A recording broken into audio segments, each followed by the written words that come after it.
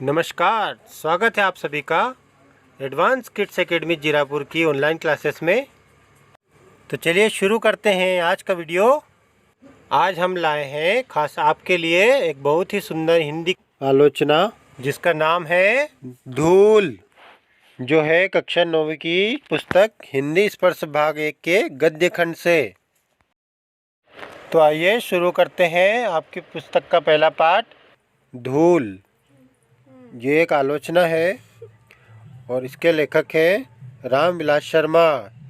तो आइए अब नज़र डाल लेते हैं पाठ के कुछ शिक्षण बिंदुओं पर। पहला हमारा शिक्षण बिंदु होगा लेखक परिचय, दूसरा पाठ परिचय और तीसरा अंतिम रहेगा पाठ की व्याख्या। चलिए देखते हैं पहला बिंदु, लेखक परिचय। रामविलास शर्मा। लेखक रामविलास शर्मा का जन्म ऊंच गांव सानी, जिला उन्नाव, उत्तर प्रदेश में 10 अक्टूबर 1912 के दिन हुआ था। इनकी प्रारंभिक शिक्षा गांव में ही हुई। इन्होंने लखनऊ विश्वविद्यालय से अंग्रेजी में एमए और पीएचडी की।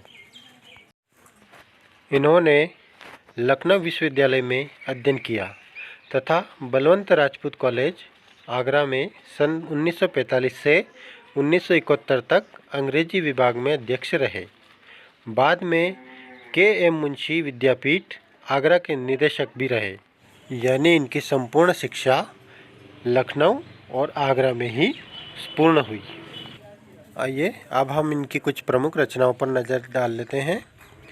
इनकी रचना में प्रमुख है भारतेंदु और उनका युग, महावीर प्रसाद द्विवेदी और हिंदी नवजागरण, प्रेमचंद और उनका युग, निराला की साहित्य साधना जिसके 3 खंड हैं, पाप के पुजारी नाटक है जो इनका, 4 दिन इनका एक उपन्यास है, अपनी धरती अपने लोग, ये इन्होंने आत्मकथा लिखी है। इसके अलावा बहुत सारी इन्होंने आलोचनाएं भी लिखी है जो कि एक हमारा पाठ भी है। रामविलास शर्मा प्रगतिशील आलोचक के सशक्त हस्ताक्षर माने जाते हैं। मतलब वो आलोचना जो गद्य की एक विधा है उसके सशक्त सबसे शक्तिशाली हस्ताक्षर माने जाते हैं। इन्होंने सन 2000 में अपनी देह छोड़ दी, यानी कि सन 2000 में इनका निधन हो गया था।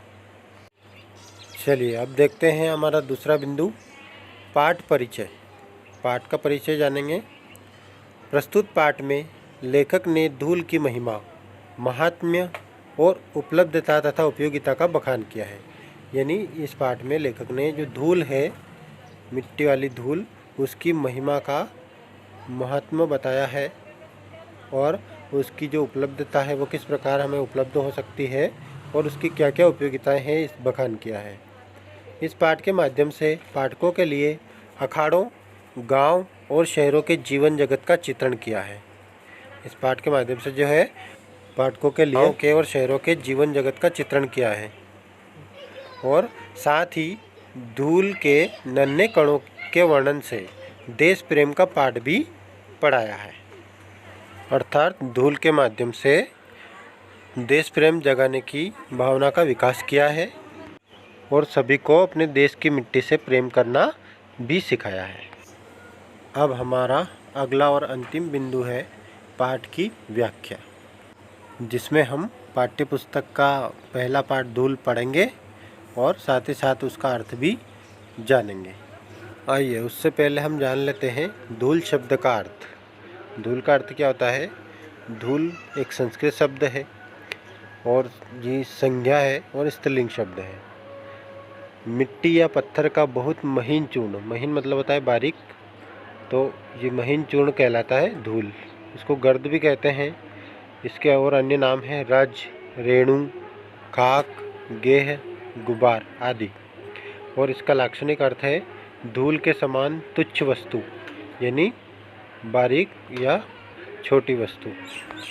धूल से शब्द से बहुत सारे मुहावरे बनाए जाते हैं, जैसे धूल उड़ना यानी बर्बादी होना, धूल उड़ाना यानी बदनामी करना या हंसी उड़ाना, धूल चाटना यानी बुरी तरह हार जाना और अधीनता प्रकट करना। चलिए अब बढ़ते हैं पाठ की ओर। तो पाठ शुरू होता है। हिंदी कविता की सबसे सुंदर पंक्तियों में से एक यह है, जिसके कारण धूलि भरे हीरे कहलाए। ये पंक्ति श्री कवि मैथिली शरण गुप्त जी की एक कविता है मातृभूमि, उसकी एक पंक्ति है।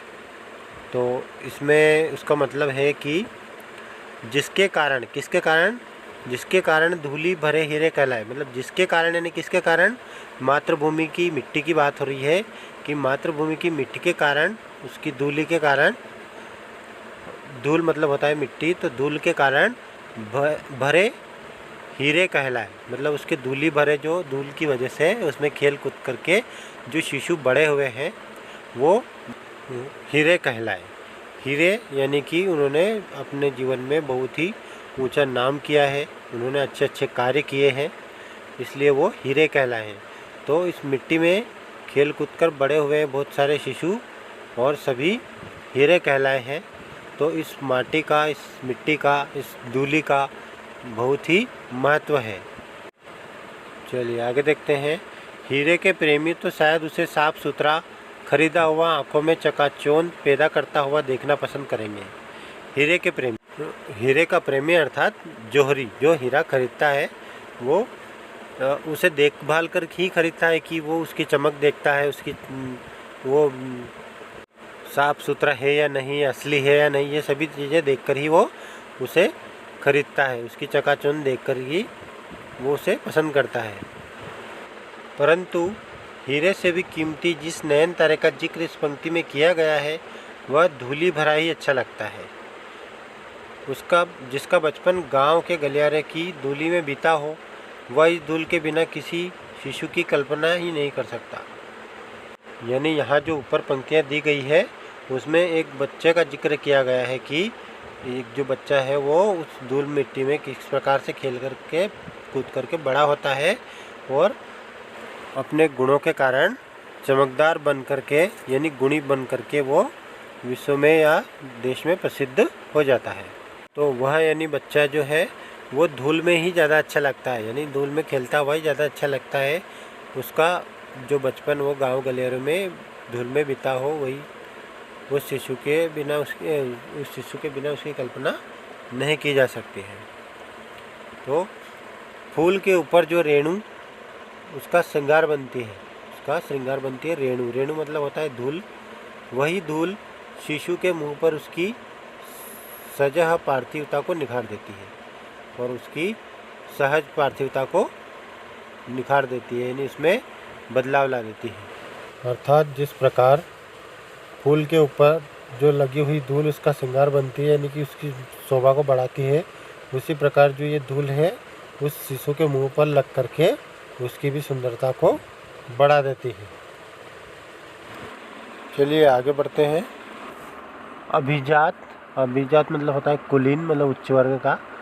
तो स्वर्ग ने प्रसाधन यानी सौंदर्य सामग्री में बड़े बड़े आविष्कार किए, लेकिन बाल कृष्ण के मुंह पर छाई हुई वास्तविक गोधूलि की तुलना में वह सभी सामग्री क्या धूल नहीं हो गई है। तो ऐसा कहते हुए कि जो प्रसाधन है, सौंदर्य सामग्री है, वो उसने जो बड़े बड़े आविष्कार किए हैं इस धूल ने, लेकिन बाल कृष्ण जो बालक के समान कृष्ण है, कृष्ण के समान जो बालक है, उसके मुंह पर छाई हुई जो वास्तविक गोधूलि है, गोधूलि मतलब होता है शाम को जब गाय घर लौटती है उस समय जो धूल उड़ती है उसको कहते हैं गोधूलि। तो वो जो गोधूलि है उसकी तुलना में सभी सामग्री जो निखार की सामग्री है, सौंदर्य सामग्री है, वो धूल के आगे फीकी तो नहीं हो गई है, यानी महत्वहीन तो नहीं हो गई है। चलिए आगे। हमारी सभ्यता इस धूल के संसर्ग से बचना चाहती है, वह आसमान में अपना घर बनाना चाहती है। इसलिए शिशु भोलानाथ से कहती है कि धूल में मत खेलो। भोलानाथ से संसर्ग से उसके नकली सलमे सितारे धुंधले पड़ जाएंगे। यानी हमारी सभ्यता का, जो हमारी वर्तमान सभ्यता है उसका धूल के प्रति कोई प्रेम नहीं दिखाई देता है, क्योंकि उसके साथ में और उसके स्पर्श से लोग हर कोई बचना चाहता है, उसमें मिट्टी में नहीं खेलना चाहता है। उनकी यह भावना इन बातों से पता लग जाती है कि वह कई मंजिल वाले फ्लैट में सबसे ऊपर के हिस्से में अपना घर बनाना पसंद करते हैं, यानी ऊपर रहना पसंद करते हैं लोग। वो धूल में रहना पसंद नहीं करते हैं और अपने बच्चों को भी धूल में खेलने से मना करते हैं, क्योंकि उनका मानना है कि अगर बच्चे मिट्टी में खेलेंगे तो वो भी गंदे हो जाएंगे, यानी कि उनके सितारे जो है धुंधले पड़ जाएंगे, यानी कि उनके कपड़े गंदे हो जाएंगे, इसलिए उनको खेलने से मना करते हैं। आप आगे देखिए, जिसने लिखा था धन्य धन्य है वे नर मेले जो करत गात कन्या लगाए धूरी ऐसे लरिकान की। अर्थात एक कवि महोदय की ये पंक्तियाँ जो है वर्तमान में सभ्य समाज के बारे में बताना चाहती है और बताते हुए कहती है कि धन्य धन्य वे है नर जो मेले जो करत गात कन्या लगाए धूरी ऐसे लरिकान की। इस पंक्ति का अर्थ इस प्रकार होगा कि वे मनुष्य धन्य है जिन्हें धूल में सने बच्चे को अपनी गोद में लेने का अवसर मिलता है, चाहे बच्चे पर लगी धूल कणों से उनके स्वयं के कपड़े मैले क्यों न हो जाए, लेकिन वो बच्चों को उठाते ही हैं। वस्तुतः इन कवि महोदय ने जो है धूल में सने हुए बच्चे के महत्व को इन पंक्तियों में कम ही किया है, उसे बढ़ाया नहीं है। बच्चे को गोद में लेने वाला भाग्यशाली होता है, यह कहकर उसने महत्व की बात की है। और दूसरी तरफ मेले शब्द का प्रयोग करके उसने बच्चे जो धूल में सने हुए हैं तो उस बच्चे को भी मेला बता दिया उसने, जिसके कारण बच्चे की गोद में लेने वाला जो व्यक्ति है वो भी मेला हो जाता है। इसके कारण उसने ऐसे लड़िकान यानी ऐसे लड़के कहकर बच्चों में भी भेद कर दिया है इसमें, कि बच्चों में भेद किए जाने के कारण ये पता लग जाता है कि बच्चे तो हीरे की तरह साफ सुथरे होते हैं, वह उन्हें ही पसंद करते हैं, उन्हें नहीं जो धूल में सने हुए हैं। इसलिए बच्चों के सामने कभी भी धूल में सने हुए बच्चे को कभी भी मेला नहीं कहना चाहिए, जिससे कि बच्चे के ऊपर उसका अन्य प्रभाव पड़े, जिससे कि बच्चा भी समझ में लगे कि ये तो गंदा है या मेला है। इसलिए बच्चे के सामने ऐसा कुछ ना कहें। आगे, उसने भी मानो धूल भरे हीरो का महत्व कम करने में कुछ उठा न रखा था। धन्य धन्य में वह ही उसने बड़प्पन की विज्ञापित किया, फिर मेले शब्द से अपनी भावनाहीनता की व्यंजित कर दी। अंत में ऐसे लरिकान कहकर उसने भेद बुद्धि का परिचय भी दे दिया। वह हीरो का प्रेमी है, धूली भरे हीरो का नहीं। वह तो धूल का हीरो का प्रेमी है, यानी कि अगर कोई व्यक्ति किसी ने उसको मेला कह दिया तो फिर वो तो हीरो का प्रेमी है, धूली भरे हीरो का धूल से भरे हुए हीरो का नहीं। शिशु भोलानाथ के संसर्ग में से तो मेले जो करत गात की नौबत आई। अखाड़े की मिट्टी में सनी हुई देह से तो कहीं उपकाई ही आने लगे। जो बचपन में धूल में खेला है वह जवानी में अखाड़े की मिट्टी में सनने से कैसे वंचित रह सकता है। मेले जो करतगात मतलब जो अपने आप को मिट्टी में पूरी तरह से रंग लेता है। और अखाड़ा मतलब जहाँ पे कुश्ती होती है उसकी मिट्टी में सनी हुई जो देह उसका शरीर है वह कहीं उपकाई ही आने लगे, मतलब उसको वो देखकर तो उसको उपकाई यानी उल्टियाँ ही होने लगती है अगर ऐसी नौबत आ गई तो जो बचपन में धूल में खेला है वह जवानी में अखाड़े की मिट्टी में सनने से कैसे वंचित रह सकता है। यानी कि वो अगर बचपन से ही मिट्टी में खेला है तो फिर वो तो बड़ा होकर भी मिट्टी में ही खेलेगा, तो उसका दुर्भाग्य है।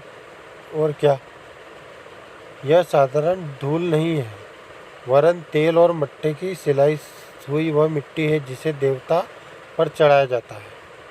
यानी कि ये मिट्टी जो साधारण मिट्टी नहीं है, ये साधारण धूल नहीं है, ये जो अखाड़े की मिट्टी है इसमें तेल और मट्ठा जो है वो पूरी तरह से मिलाया जाता है और वो जिसको देवता के ऊपर चढ़ाया जाता है वो है।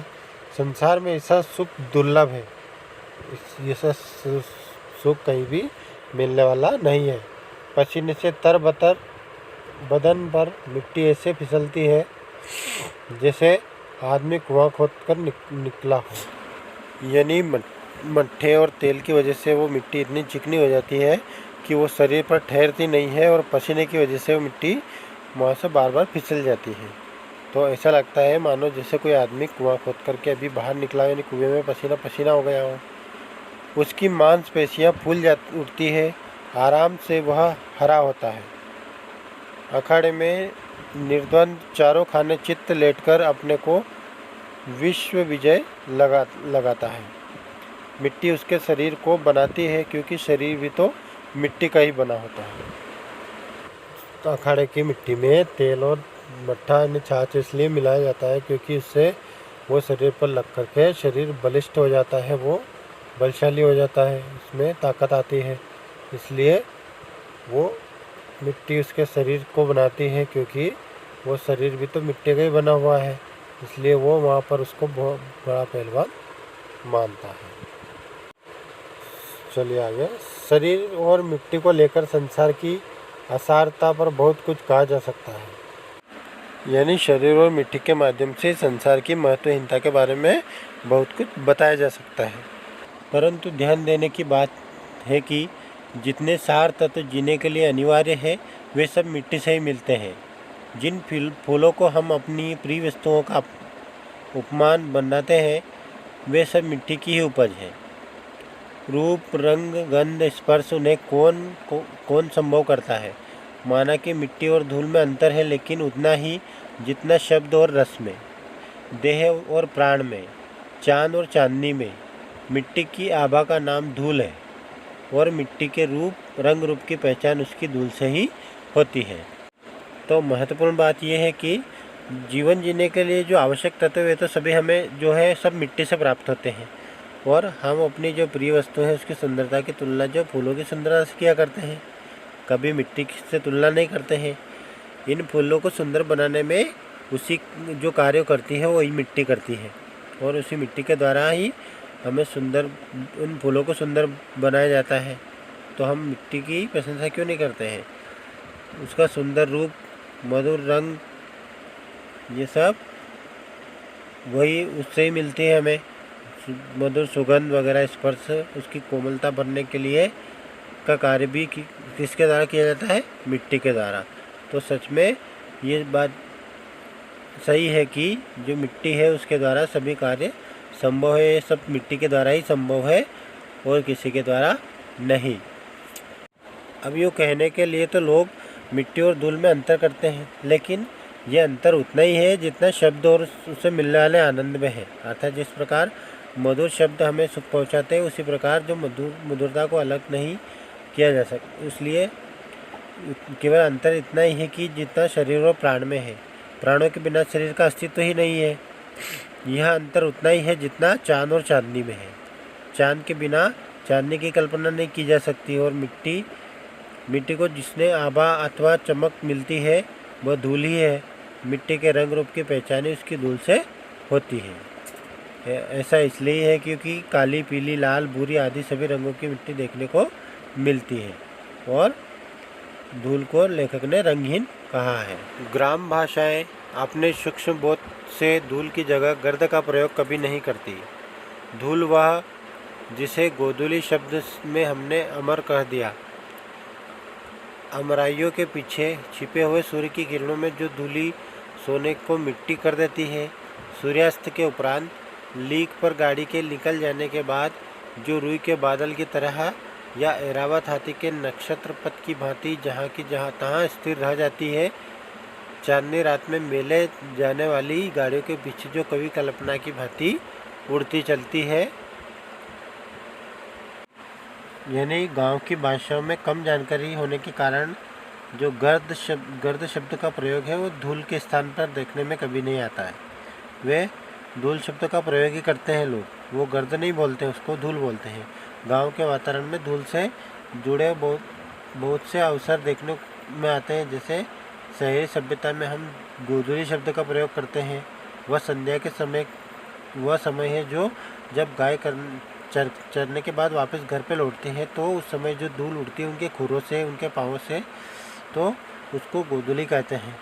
उस समय को गोधूली बेला कहा जाता है।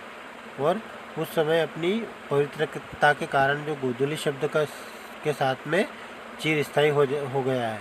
मतलब वो उनकी पवित्रता गोधूली शब्द के साथ में तालमेल बैठ गया उसका। वो धूल वह है जो गाँव के जीवन में आम के पेड़ों पर भरे रास्ते पर छाई हुई सूर्य के प्रकाश में ऐसे सुंदर दिखती है जो उसके सामने सोने की सुंदरता भी फीकी पड़ जाती है। और गांव में ऐसे रास्ते सूर्य अस्त होने के बाद में जब कोई गाड़ी निकल जाती है तो उसके प्रभाव से जो आकाश में उड़ती है वो बहुत देर तक रुई के बादलों के समान छाई रहती है।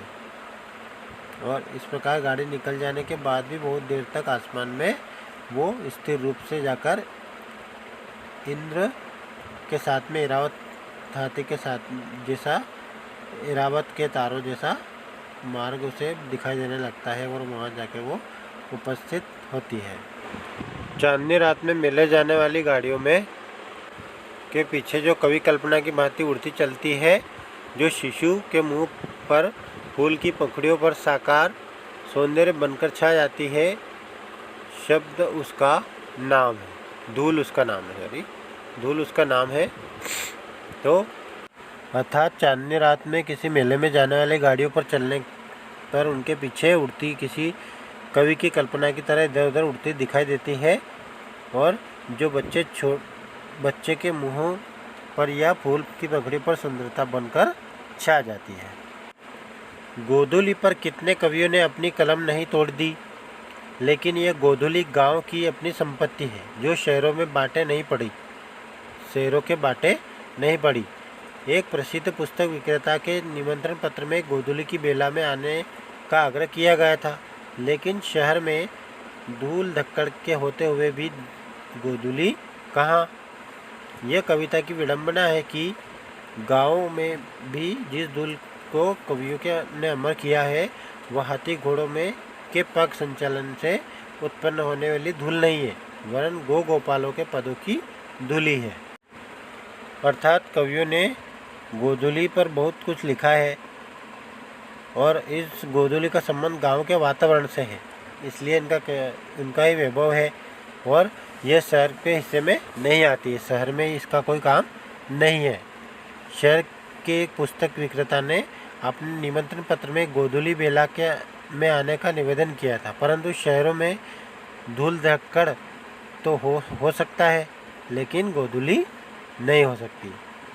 वहाँ धूल धक्कड़ हो सकती, लेकिन गोधूली क्यों नहीं होती? क्योंकि गोधूली तो केवल गायों के पैर की वजह से उड़ने वाली धूल को कहते हैं। और क्योंकि शहर गांव की बसाहट के विपरीत बड़ी बड़ी इमारतों और सड़कों से भरा होता है और वहाँ पर धूल कम होती है। कवि शहर में रहते हैं और अपनी कविता में गोधूली का वर्णन करते हैं, इसलिए वो उपास की बात है। और गांव की जो धूल है वो कवियों को अमर कर दिया है। उनकी विशेष बात है कि वह हाथी घोड़ों के पैर से चलने में उत्पन्न होने वाली धूल नहीं है, लेकिन केवल गायों व उसके पालकों के पाँव की ही धूली है। नीचे की धूली समान वेद वाक्य नहीं है। सती उसे माथे से, योद्धा उसे आँखों से लगाता है। यूलिसिस ने प्रवास से लौटने पर इथाका की धूली चूमी थी। यूक्रेन के मुक्त होने पर एक लाल सैनिक ने उसी श्रद्धा से वहाँ की धूली को स्पर्श किया था। श्रद्धा, भक्ति, स्नेह उनकी चरम योजना के लिए धूल से बढ़कर और कौन साधन है। यहाँ तक कि घृणा, अशा आदि के लिए धूल चाटने, धूल झाड़ने आदि की क्रियाएं प्रचलित है। नीचे की धूरी समान यानी किसी को भी धूल के समान तुच्छ बताना, यानी उससे छोटा बताना ज्ञान की बात नहीं है। सती उसे अपने मस्तिष्क लगाकर उसे प्रति अपनी श्रद्धा व्यक्त करती है। यूलिसिस जब अपने पर लौटा तो उसने इथाका की भूमि पर चुम्बन लिया था और उसके मिट्टी के प्रति प्रेम भी बताया था। और यूक्रेन पर रूस का अधिकार था और अमेरिका ने उसके कारणों से रूस से उसे मुक्त करना चाहा था। जब यूक्रेन स्वतंत्र हुआ तब उसके लाल सैनिक ने अपनी मिट्टी के प्रति श्रद्धा बताते हुए उसको स्पर्श किया। और इन उदाहरणों के माध्यम से यह ज्ञात होता है कि श्रद्धा, भक्ति, स्नेह आदि को विशाल रूप में प्रकट करने के लिए धूल से बढ़कर कोई और माध्यम हो ही नहीं सकता है। इसलिए किसी को भी धूल के समान तुच्छ बताना ज्ञान की बात नहीं है, ये अच्छी बात नहीं है। दूसरी तरफ ईर्ष्या, घृणा आदि के कारण भी लोग उसे धूल चाटने और आर्थिक पराजय करना कहते हैं, या गिड़गिड़ाना या बड़ी विनम्रता दिखाना कहते हैं। धूल झाड़ने का मतलब होता है गंदगी हटाने या किसी को मारने जैसी क्रियाएं दिखाने में आती है।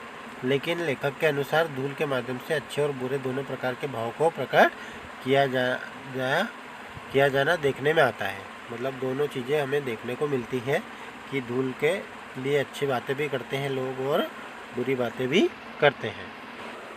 धूल, धूली, धूली, धूरी आदि की व्यंजनाएँ अलग अलग हैं। धूल जीवन का यथार्थवादी गद्य, धूली उसकी कविता है। धूली छायावादी दर्शन है जिसकी वास्तविकता संदिग्ध है।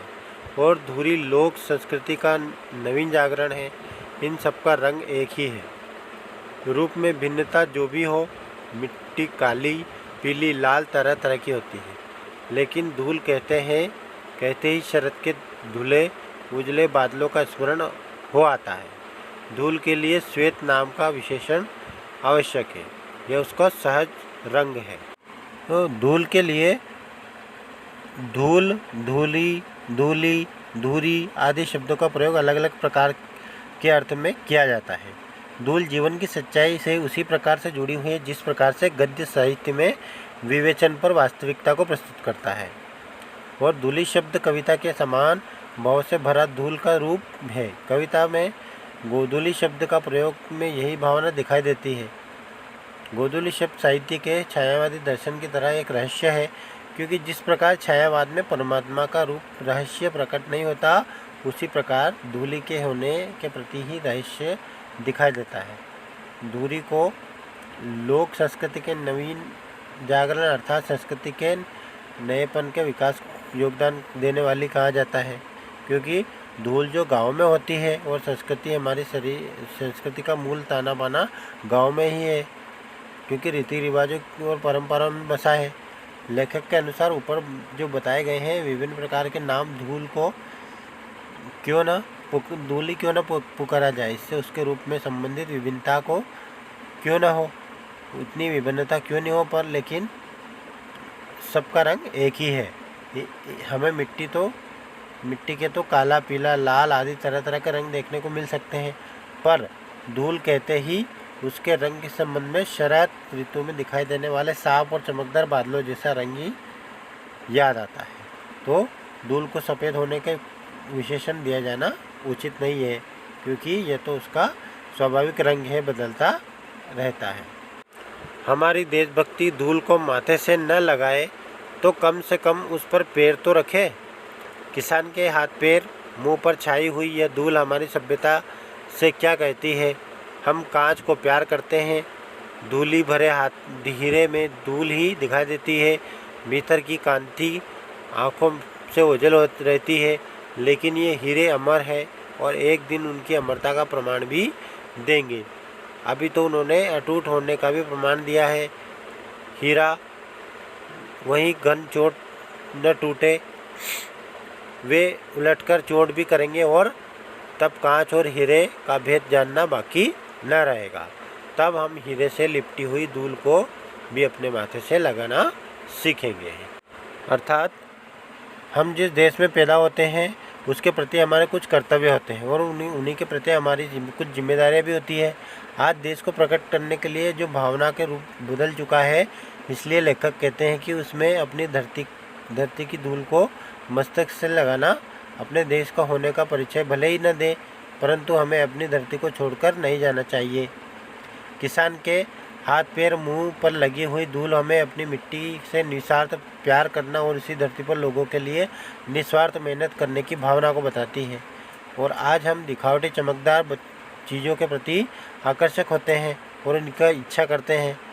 आज हमें धूल से सने बच्चे पर लगी हुई धूल दिखाई देती है, लेकिन उसमें विद्यमान गुण नहीं दिखाई देते हैं। लेकिन सत्य तो यह है कि बच्चे भी बड़े होकर के अमर होने वाले कार्य करेंगे। जिस प्रकार से हीरा हथौड़े की चोट से नहीं टूटता है, उसी प्रकार से बच्चे अभी तो मिट्टी से खेलकर अपने आप को मजबूत होने का सबूत दे रहे हैं। जब वे ये कार्य करेंगे तो हमें सहज ही ये ज्ञात हो जाएगी कि कौन कांच की तरह बनावटी है और कौन कोमल है और कौन दिखावटी है और दिखावटी रूप से चमकदार है और कौन हीरे की तरह मजबूत है और कीमती है, गुणी है। जब बच्चा बड़ा होकर हीरा यानी मजबूत, कीमती, योग्य व अपने ज्ञान के प्रकाशित होगा, तब उसमें लगी हुई धूल को भी अपने मस्तिष्क से लगाकर उसे आदर देना सीखेंगे। इस प्रकार ये पाठ यहाँ समाप्त होता है। और इस पाठ में मिट्टी की धूल जो है, धूल शब्द का महत्व बताया गया है और धूल में बच्चे किस प्रकार से खेल कूद करके बड़े हो जाते हैं और वो अपना आप को देश की सुरक्षा में, देश की रक्षा में और देश के लिए तैयार करते हैं। यही मिट्टी उसको कितना बड़ा बना देती है। तो चलिए, आज के इस वीडियो में इतना ही काफ़ी है। आज के लिए धन्यवाद, नमस्कार, आपका दिन शुभ हो।